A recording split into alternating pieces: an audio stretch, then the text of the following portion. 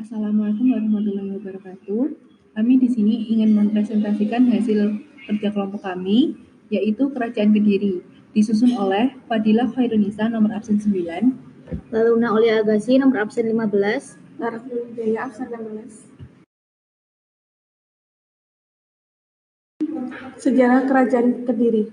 Gimana sih sejarah berdirinya Kerajaan Kediri? Kerajaan Kediri berdiri pada tahun 1045 Masehi.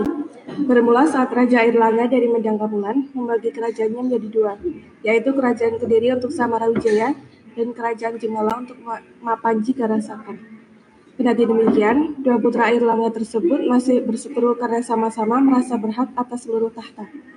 Peperangan antara Samarawijaya dan Garasakan pun terus terjadi selama 60 tahun lamanya. Pada akhirnya, Kerajaan Kediri lebih unggul dari Jenggala dan ibu kotanya dipindahkan dari Daha ke Kediri. Asal-usul Kerajaan Kediri banyak tertuang dalam kitab sastra. Salah satunya dalam Kakawin Baratayuda yang ditulis Mpu Sedah dan Mpu Panuluh. Oh, jadi begitu sejarah berdirinya Kerajaan Kediri. Lalu, kapan dan kenapa Kerajaan Kediri dapat runtuh padahal kan pernah mengalami puncak kejayaan? Jadi begini, Kerajaan Kediri runtuh pada tahun 1222 Masehi. Keruntuhan ini disebabkan Raja terakhir Kediri, yakni Kertajaya atau Dandang Gendis, berlaku sombong dan berani melanggar adat. Hal ini memperlemah Kerajaan Kediri. Para Brahmana kemudian mencari perlindungan kepada Ken Arok yang merupakan penguasa di Tumapel. Dan pada tahun 1222 Masehi inilah Ken Arok dengan dukungan kaum Brahmana menyerang Kediri dan Kediri pun dapat Ken Arok taklukkan. Sumber sejarah Kerajaan Kediri, Prasasti Hantang atau Ngantang, tahun 1135 Masehi. Di prasasti ini terdapat kalimat Panjalu Jayati yang berarti Panjalu menang. Hal ini karena kemenangan Panjalu atas Jenggala. Prasasti Talan 1136 Masehi. Isi dari prasasti ini adalah memberi anugerah Sima Swantantara kepada desa Talan atas jasa-jasanya ketika bersama-sama desa Hantang melawan musuh. Prasasti Sirah Keting tahun 1104 Masehi berisi pengiriman tanah Raja Jayawarsa kepada penduduk desa Sirah Keting berkat jasanya kepada Kerajaan Kediri. Kitab Baratayuda. Kitab ini ditulis oleh Mpu Sedah yang kemudian dilanjutkan oleh Mpu Panuluh pada zaman Jayabaya untuk memberikan gambaran terjadinya perang saudara antara Panjalu melawan Jenggala. Perang saudara itu digambarkan antara Kurawa dan Pandawa yang masing-masing merupakan keturunan Barata. Kitab Kresnayana. Kitab ini ditulis oleh Mpu Triguna pada zaman Raja Jayaswara. Isinya mengenai perkawinan antara Kresna dan Dewi Rukmini. Kitab Smaradahana. Kitab ini ditulis pada zaman Raja Kameswari oleh Mpu Darmaja. Isi kitab ini bercerita tentang sepasang suami istri Smara dan Rati terkena kutukan dan mati terbakar oleh api atau dahana karena kesaktian Dewa Siwa. Akan tetapi, kedua suami istri itu dihidupkan lagi dan menjelma sebagai Kameswara dan permaisurinya. Kitab Ludaka. Kitab ini ditulis oleh Mpu Tanakung pada zaman Raja Kameswara. Kitab ini berisi tentang seorang pemburu bernama Lubdaka. Ia sudah banyak membunuh. Pada suatu ketika, Lubdaka mengadakan pemujaan istimewa terhadap Siwa, sehingga rohnya yang semestinya masuk neraka menjadi masuk surga.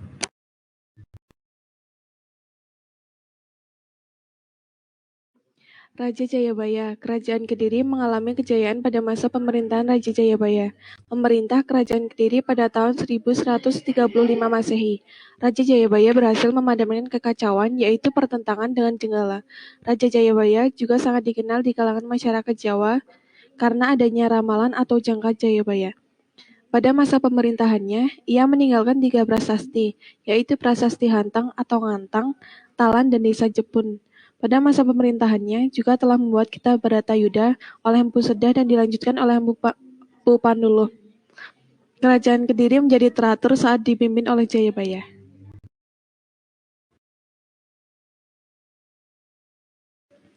Kehidupan di Kerajaan Kediri. 1. Agama. Agama yang dianut adalah sinkretisme. Dijelaskan bahwa agama yang berkembang adalah Hindu Siwa dan Buddha. Hal tersebut menunjukkan adanya sinkretisme. Ajaran agama itu disebut Siwa Buddha atau Tantrayana. 2. Pemerintahan. Kerajaan Kediri dipimpin oleh raja dan telah mengalami beberapa perpindahan kekuasaan, yaitu awalnya kekuasaan dipimpin oleh Raja Airlangga. Kedua, mengalami kejayaan pada masa Raja Jayabaya.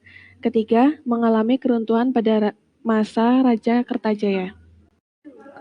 3. Sosial. Kehidupan di Kerajaan Kediri teratur dan rakyatnya makmur pada masa kepemimpinan Raja Jayabaya. Kerajaan Kediri mampu mengembangkan pelayaran dan perdagangan yang ditopang oleh Angkatan Laut Kediri yang cukup tangguh. Bahkan hal itu diakui oleh Kerajaan Sriwijaya.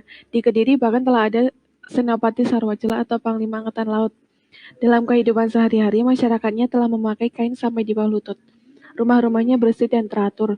Di bidang kebudayaan, yang menonjol adalah perkembangan seni sastra dan pertunjukan wayang di Kediri dikenal adanya wayang panci. 4. Politik. Kehidupan politik Kerajaan Kediri ditandai dengan perang saudara antara Samarawijaya yang berkuasa di Panjalu dan Panji Karasakan yang berkuasa di Jenggala. Mereka tidak dapat hidup berdampingan. Pada tahun 1052 Masehi terjadi peperangan perebutan kekuasaan di antara kedua belah pihak. Pada tahap pertama, Panji Karasakan berkuasa. Di Jenggala kemudian berkuasa Raja-Raja pengganti Panji Karasakan. Tahun 1059 Masehi, yang memerintah adalah Samarotsaha. Akan tetapi setelah itu tidak terdengar berita mengenai kerajaan Panjalu dan Jenggala. Baru pada tahun 1104 Masehi, tampil kerajaan Panjalu dengan pemimpin yaitu Raja Jayawangsa. Kerajaan Panjalu lebih dikenal dengan nama Kerajaan Kediri dengan ibu kotanya di Daha. 5. Ekonomi. Kerajaan Kediri lebih condong ke agraris. Mata pencaharian rakyat di Kerajaan Kediri adalah pertanian dengan hasil utamanya padi. Pelayaran dan perdagangan juga berkembang. Hal ini didukung oleh Angkatan Laut Kediri yang cukup tangguh. Armada Laut Kediri mampu menjamin keamanan perairan Nusantara. Di Kediri telah ada Senopati Sarwajela atau Panglima Angkatan Laut. Bahkan Sriwijaya mengakui kebesaran Kediri yang telah mampu mengembangkan pelayaran dan perdagangan. Barang perdagangan di Kediri antara lain emas, perak, gading, kayu cendana, dan pinang. Kesadaran rakyat tentang pajak sudah tinggi. Rakyat menyerahkan barang atau sebagian hasil buminya kepada pemerintah. Hai, gimana nih dengan materi yang telah dibahas? Apakah bisa dipahami? Untuk menambah pemahaman dan pengetahuan tentang Kerajaan Kediri, kalian bisa tonton video di bawah ini ya. Terima kasih.